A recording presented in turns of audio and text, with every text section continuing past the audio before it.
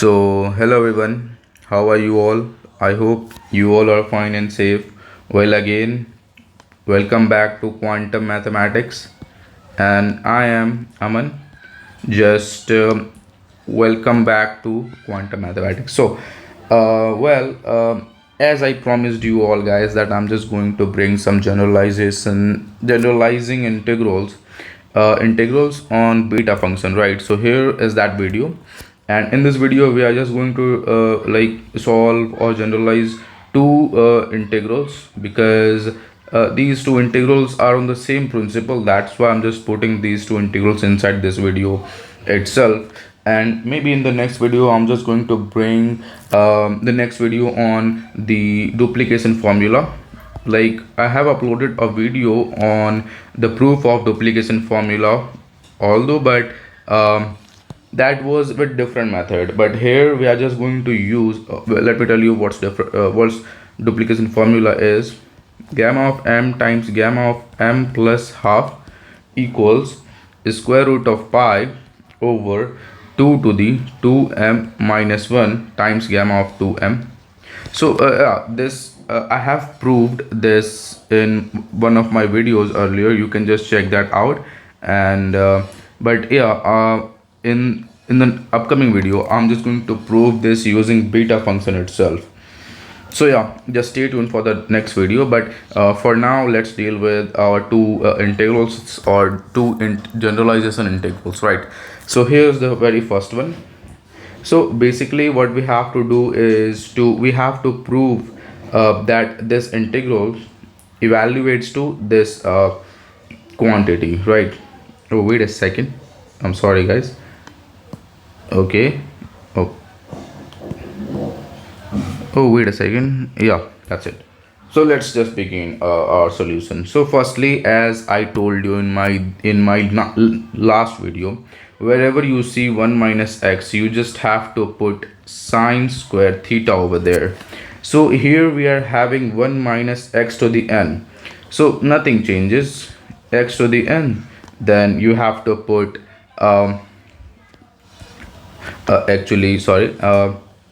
x to the n equals sine square theta, right? So that's it. Let's just begin our solution with plugging x to the n equals sine square theta here, right? So that says x equals sine to the 2 over n theta, right? And if you talk about the limits, then 1, when we plug x equals 1, so theta becomes pi over 2, and when you plug 0, so it becomes 0, nothing changes, right? And when you take the derivative of this one, so that says dx equals 2 over n sine to the 2 over n minus 1 theta, and with the chain rule we can say that cos theta d theta. So yeah, this is what we have to just change in our target integral, right? So let's assume that we had our I as integral from 0 to 1 of dx over nth root of, what was that? Yeah, 1 minus x to the n. So that let's just change it with 2 over n, integral from 0 to pi over 2. Well, 2 over n is this factor, right? So yeah, okay, so 2 over n, and dx is sine to the 2n, wait a second, 2 over n minus 1 theta cosine of theta d theta, right? And over nth root of 1 minus sine square theta, right? Because we have assumed x to the n equals sine square theta, right? Okay, so now we can say that I equals 2 over n integral from 0 to pi over 2 of sine to the 2 over n minus 1 theta cosine theta over, we can say that nth root of cosine square theta, because 1 minus sine square theta is just cosine square theta, right? Okay, so next I equals 2 over n integral from 0 to pi over 2 sine to the 2 over n minus 1 theta times cosine theta, and the denominator can be written as cosine to the 2 over n theta, right? We can write that down like that. I hope you don't get messed up with that, right? Okay, so I becomes 2 over n integral from 0 to pi over 2 sine to the 2 over n minus 1 theta, and cosine, when you just switch this up to in the numerator, so the sign is gonna change. Like what I'm trying to say is this power would be changed with negative. So if you multiply, okay, let me just tell you right over here. When you combine these two things, so cosine theta times cosine to the minus 2 over n theta, so that basically gives us cosine to the 1 minus 2 over n theta. So that's what I just wanted to tell you. So this becomes 1 minus 2 over n theta d theta, right? Okay, so yeah, this is what we are having here. Okay, so from our previous video in which I just took lecture on beta function, if you can remember, then you should have an idea about this one. Integral from 0 to pi over 2 of sine to the p theta cosine to the q theta d theta. We had evaluated this to gamma of p plus 1 over 2 times gamma of q plus 1 over 2 over 2 times gamma of p plus q plus 2 over 2. So yeah, this is what we had, like generalized.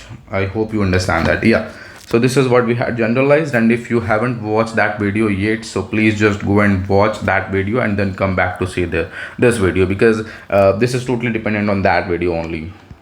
Okay, so finally, if we just have a look at here, so we just have to compare this one with p and this one with q, right? So our target integral becomes when we plug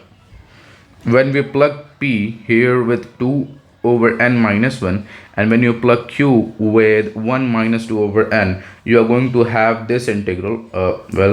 This factor is out of this, so I'm talking about this one integral equals to this one, right? So I hope you understand that. That's really basic.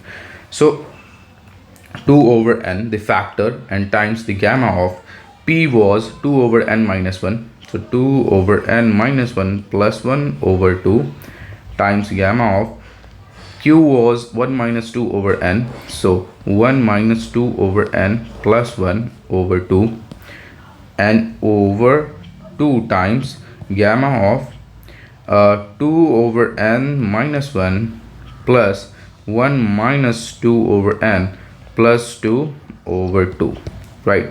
So yeah, this is what we are having. And if you look closely, so you're gonna have that this and these things are getting cancelled out, and this gamma becomes 1 only, right? So and this 2 is getting cancelled out with that one, so we're gonna have 1 over n times the gamma of, and this plus 1 minus 1 getting cancelled out either, so we are going to have gamma of 1 over n, right? And on the other side we are having gamma of 1 minus 1 over n. You can just have a look at that if you solve this thoroughly. So you're gonna have, let me just write down here, so I is not 2 over n but 1 over n, gamma of 1 over n from here, and from here it's gamma of 1 minus 1 over n. Wait a second, gamma of 1 minus 1 over n. Okay, so yeah, this is very classic. This one is very classic actually. This is nothing but gamma of z times gamma of 1 minus z is pi over sine of pi times z. This is Euler's reflection formula. So we are just going to compare, like z equals 1 over n, so hence we can say that I is 1 over n times pi over sine pi over n, and this evaluates to pi over n times sine of pi over n. Let's just check that out. Was that we have to prove pi over n times sine pi over n? And yeah, exactly, pi over n times sine pi over n. So hence proved. So right, we just had used this one actually, and the other one is this Euler's reflection formula. Okay, right. So yeah, this was quite good integral, and I really loved solving this. Okay, so now we're heading towards the other integral. Just wait for a second. Okay, so here is the second integral that we have to generalize here in this video only. So let's begin this integral. Okay, so basically again you can just think of something here. If I'm zooming right here, so you can think of, if I'm creating something that, like, if I'm creating a to the n minus a to the n and something, so a to the n and x to the n, so I'm just going to have a to the n and 1 minus x to the n. So basically what I'm trying to say is, let me just show you. So basically what I'm trying to say is, um, let's use u sub firstly. Let x to the n is a to the n sine square theta, and you will get to know why I did that in a while. And let's talk about the limits. So when you plug x equals a to the n and a to the n getting cancelled out, that becomes a becomes pi over 2 and 0 becomes 0.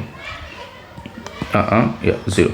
Okay, so if you take the derivative of this one, actually don't take the derivative firstly let's talk about x only. So this becomes a times sine to the 2 over n theta, right? And if you take the derivative of this one, so dx becomes 2a over n sine 2 over n minus 1 theta, oh yeah, theta, and times cosine theta d theta.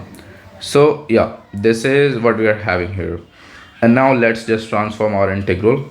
So let's say that our integral was I, so this becomes integral, let's just take out this common factor actually. So 2a over n, integral from 0 to pi over 2, bounds being changed, and dx becomes sine to the 2 over n minus 1 theta cosine theta d theta over, and when you plug nth root of when you plug x equals a to the n, so a to the n minus a to the n sine square theta. So yeah, this is what we're having. Let's just solve it. So I equals 2a over n times the integral from 0 to pi over 2 of sine to the 2 over n minus 1 theta cosine theta d theta, right, over if we talk about nth root, let's take a to the n common, so it's 1 minus sine square theta.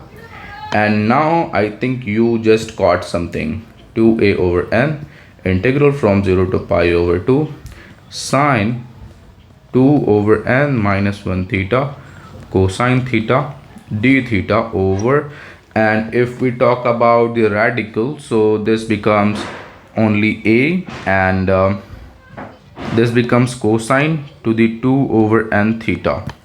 I hope you understand that this is the same step that we have used in the previous generalization. I hope you remember that. So well, a and a are being cancelled out, that's good. So I'm just going to have 2 over n integral from 0 to pi over 2 sorry guys, and sine to the 2 over n minus 1 theta and cosine to the 1 minus 2 over n theta d theta. Okay, so from now onwards, if you keep this integral in your mind, or let me just copy it down for you. Okay, so let me just copy it down. So let's just go back to the first question that we have encountered. Okay, so I'm just going to paste here. So this is what this is what we have to solve in this second question, right? So if you look closely in this one and in this one, these two things are exactly the same. So basically these two integrals are same, but written in a manner that it looks different, but at some point it's same, as you can see right over here. So from now onwards you have to do it on your own, because I have just did it the first way, and you just have to continue the steps that I have like taught you in this video for the first integral. So yeah, just use the Euler's reflection formula and this integral, so you're going to have the same result. So if we look at again that we have, so this is just written the same as the first one, pi over, or let me just write down.